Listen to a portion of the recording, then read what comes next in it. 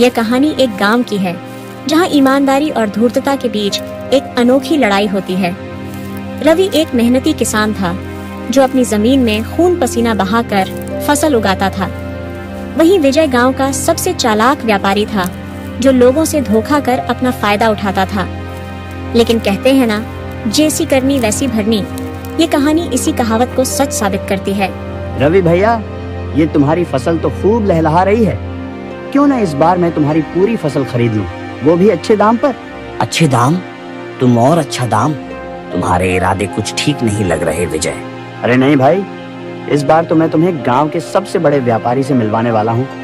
बस तुम्हारी फसल मुझे दे दो, मैं सारा काम संभाल लूंगा। विजय की बातों में आकर रवि ने अपनी फसल बेचने का फैसला कर लिया। उसे क्या पता था कि विजय के इरादे कुछ और ही थे। सरला, मुझे कुछ अजीब सा लग रहा है। विजय ने बहुत अच्छे दाम की बात की, लेकिन कहीं धोखा तो नहीं देगा। तुम ठीक कह रही हो, लेकिन अब मैंने उसे वचन दे दिया है। देखते हैं क्या होता है। विजय, इस बार तो तुमने उसे अच्छे से फंसाया है। बेचारा रवि, उसे तो पता भी नहीं चलेगा कि तुमने उसकी फसल कितने कम दाम में बेची है। हाँ, देखना इस बार मैं कितने मुनाफे में रहूंगा और वो गरीब रवि फिर से ठगा जाएगा। विजय ने अपनी योजना तैयार कर ली थी। उसने रवि की फसल को बाजार में बहुत कम दाम पर बेचने का मन बना लिया। लेकिन किस्मत हमेशा धोखेबाजों के साथ नहीं रहती। सरपंच सुरेश के सामने गांव वाले इकट्ठा होते हैं और रवि अपनी समस्या बताता है। सरपंच जी, विजय ने मुझे धोखा दिया। उसने मेरी फसल बहुत कम दाम में बेच दी और अब कहता है कि मुझे कुछ नहीं मिलेगा। विजय, क्या ये सच है? तुमने रवि को धोखा दिया है? तभी वहाँ एक छोटा सा बच्चा बिट्टू आता है। मैंने सुना था विजय और कमल की बात। वो तो पहले से ही रवि को धोखा देने की योजना बना रहे थे। विजय, अब तुम्हारी सजा यही है कि तुम्हें रवि को उसकी पूरी फसल का उचित दाम देना होगा और गांव में अब तुमसे कोई व्यापार नहीं करेगा। जैसी करनी वैसी भरनी, याद रखना। धन्यवाद सरपंच जी, आपने मुझे न्याय दिलाया। गांव वालों, मुझे अपनी गलती का एहसास हो गया है। मैंने लालच में आकर रवि को धोखा दिया। मुझे माफ कर दो। अब से मैं कभी किसी के साथ धोखाधड़ी नहीं करूंगा। विजय, माफी मांगना आसान है, पर भरोसा लौटाना मुश्किल। अब तुम्हें अपने कर्मों से साबित करना होगा कि तुम बदल चुके हो। गांव वाले अब विजय पर भरोसा नहीं करते थे। उसकी धोखाधड़ी ने उसकी छवि को इतना धूमिल कर दिया था कि उसे फिर से लोगों का विश्वास जीतने के लिए बहुत मेहनत करनी पड़ रही थी। इस बीच रवि अपनी मेहनत से अपनी नई फसल की तैयारी कर रहा और विजय गांव वालों का विश्वास फिर से जीतने की कोशिश करता है। वह गांव में सामाजिक कामों में हिस्सा लेने लगता है और सरपंच सुरेश से भी सलाह मांगता है। सरपंच जी, मैं चाहता हूँ कि मैं अपने पुराने गलतियों को सुधार सकूं। आप ही बताएं, मुझे क्या करना चाहिए ताकि लोग मुझ पर फिर से भरोसा करें। विजय, सबसे पहले तुम्हें ईमानदारी से काम करना होगा और गांव की भलाई के लिए कुछ अच्छे काम करने होंगे। अगर तुम सचमुच बदल गए हो तो लोग खुद ही तुम्हें माफ कर देंगे, लेकिन ये समय लेगा। विजय अब गांव में समाज सेवा के काम करने लगता है। वह गरीब किसानों की मदद करता है और गांव में एक पानी का कुआं खुदवाने का बीड़ा उठाता है। विजय, तुम तो सचमुच बदल गए हो। पहले तुम सिर्फ अपने फायदे के बारे में सोचते थे, अब दूसरों की मदद कर रहे हो। कमल, मैंने अपनी गलतियों से सीखा है। अब मैं चाहता हूँ कि मैं गांव के लिए कुछ अच्छा कर सकूं, ताकि मेरी आत्मा को शांति मिले। विजय का परिवर्तन अब धीरे धीरे गांव वालों के दिलों तक पहुंचने लगा था। उसकी सच्ची मेहनत और सेवा भावना ने गांव वालों को प्रभावित किया, लेकिन रवि अभी भी उस पर पूरी तरह से भरोसा नहीं कर पा रहा था। एक दिन गांव में बहुत तेज बारिश हुई और रवि के खेतों में पानी भर जाता है। विजय इस स्थिति में उसकी मदद करने आता है। रवि भाई, मैं तुम्हारी मदद करने आया हूँ। तुम्हारे खेतों में जो नुकसान हुआ है उसे ठीक करने में मैं तुम्हारा साथ दूंगा। विजय, तुम क्यों मेरी मदद कर रहे हो? क्या तुम्हारे मन में फिर से कोई चाल है? नहीं रवि, मैं अब बदल चुका हूँ। मैंने बहुत गलतियाँ की हैं और अब मैं उन्हें सुधारना चाहता हूँ। मुझे एक मौका दो। विजय अपने दोस्तों और गांव वालों के साथ मिलकर रवि के खेतों को ठीक करने में जुट जाता है। विजय, तुम्हारी मेहनत और ईमानदारी देखकर मुझे लगने लगा है कि तुम सच में बदल गए हो। मुझे माफ करना कि मैंने तुम पर शक किया। तुम्हारा शक जायज था रवि, लेकिन अब मैं सच में बदल चुका हूँ। विजय की मेहनत और उसकी सच्चाई ने आखिरकार रवि और गांव वालों का दिल जीत लिया। जैसी करनी वैसी भरनी की कहावत ने विजय को एक बड़ा सबक सिखाया था। लेकिन उसने अपने कर्मों को सही रास्ते पर लाकर खुद को और दूसरों को बदलने का प्रयास किया। कहानी का यही संदेश है कि गलतियां करना इंसानी फितरत है, पर उनसे सीखकर खुद को सुधारना ही असली जीत है। अगर आपको ये कहानी पसंद आई हो और ऐसी ही और रोमांचक कहानियां देखना चाहते हैं तो हमारे चैनल को सब्सक्राइब करें। बेटा, जिंदगी सपनों से ही नहीं चलती, मेहनत भी करनी पड़ती है। दादी, आपके आशीर्वाद से मेरे सपने हकीकत बनेंगे, देख लेना। आशा, कभी कभी लगता है ये दुनिया कितनी अजीब है, जहाँ लोग सिर्फ अपनी फिक्र करते हैं। तू तो हमेशा ही इतनी दार्शनिक बातें करती है राधिका, कहीं तुझे भी प्यार तो नहीं हो गया? मंजू, अगर हम राधिका को बदनाम कर दें तो कुंदन उससे कभी शादी नहीं करेगा। सही कह रही है नीरा, पर इस काम को बहुत चालाकी से करना होगा। मुझे माफ करना, मैं देख नहीं पाया। तुम ठीक हो? हाँ, मैं ठीक हूँ। वैसे ये शहर में नए लगते हो? हाँ, यहाँ नए सपनों को पूरा करने आया हूँ।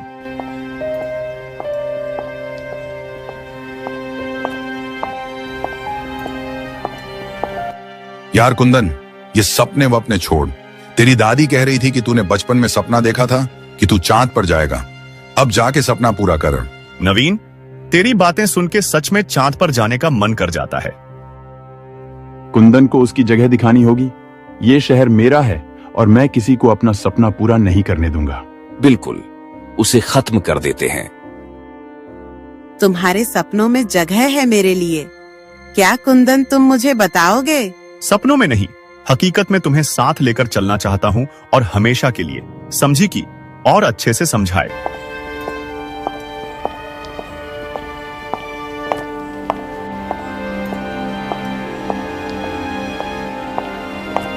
सुनिए रेखा जी, मैंने सुना है कि आपकी बेटी राधिका का हमारे कुंदन से कुछ ज्यादा ही मेल जोल हो रहा है। आपको गलत फहमी हुई है शकुंतला जी। राधिका एक जिम्मेदार लड़की है। मुझे कोई गलत फहमी नहीं है।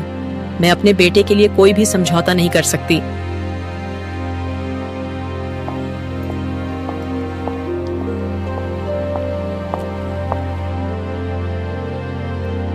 माँ, ये लोग मेरे बारे में ऐसा क्यों सोचते हैं? क्या मेरी सच्चाई को कभी कोई समझेगा? बेटी, सच कभी छिपता नहीं। हमें अपना रास्ता खुद चुनना होगा। कुंदन, अगर तेरी माँ को राधिका के बारे में गलत फहमी है तो तुझे सीधे जाकर उनसे बात करनी चाहिए। तू सही कह रहा है दीपू, मगर माँ को समझाना इतना आसान नहीं होगा। वो मेरी हर बात को अपने हिसाब से देखती है। तू हिम्मत कर, मैं हमेशा तेरे साथ हूँ। अगर शकुंतला को यकीन दिला दें कि राधिका उसके बेटे के लिए सही नहीं है तो कुंदन कभी उससे शादी नहीं करेगा। बिल्कुल, हमें शकुंतला को ऐसा कुछ दिखाना होगा जिससे वो राधिका से नफरत करने लगे। कुंदन और उसकी दुनिया को तबाह करने का समय आ गया है। मुझे उसके सपनों को टूटता देखना है। इस बार हम ऐसा जाल बिछाएंगे कि कुंदन संभल भी नहीं पाएगा। आशा, मुझे समझ नहीं आ रहा कि ये सब कैसे ठीक होगा। मेरी माँ और शकुंतला आंटी के बीच इतनी गलत फहमी क्यों है? राधिका, प्यार में मुश्किलें तो आती हैं, लेकिन तुमने अगर अपने दिल से उसे चुना है तो तुम दोनों मिलकर हर मुश्किल का सामना कर सकते हो। लेकिन मैं नहीं चाहती कि हमारे रिश्ते की वजह से हमारे परिवार टूटे। दादी, मैं अपने सपनों को जीना चाहता हूँ, पर माँ की मर्जी के बिना कैसे?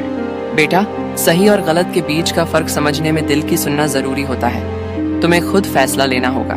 तो क्या मुझे अपनी माँ के खिलाफ जाकर फैसला करना चाहिए? तू जो भी करेगा वो माँ के भले के लिए ही होगा। बस ध्यान रख, सच्चाई के रास्ते पर ही चलना। कुंदन, मैं राधिका के बारे में सब जान चुकी हूँ। अब तुम उससे कोई रिश्ता नहीं रखोगे। माँ, आप किस बारे में बात कर रही हैं?